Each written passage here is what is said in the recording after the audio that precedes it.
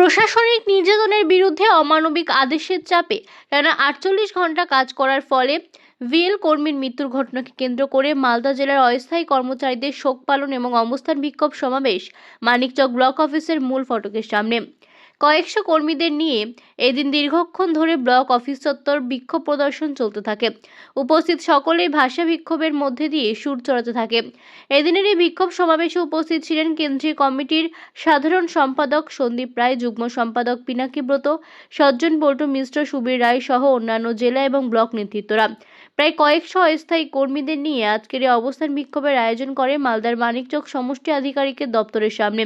সংগঠনের মূল দাবি, মৃত যদু মণ্ডলের পরিবারের একজন সরকারি চাকরি এবং আর্থিক ক্ষতিপূরণ দিতে হবে, সঙ্গে প্রশাসনিক আদেশের চাপে যে মৃত্যুর ঘটনা ঘটেছে যাতে দোষীদের উপযুক্ত শাস্তি দিতে হবে। নেতৃত্বের তরফে জানান যে উপযুক্ত উত্তর না পেলে আগামী দিনে আরও বৃহত্তর আন্দোলনের হুঁশিয়ারি দেন।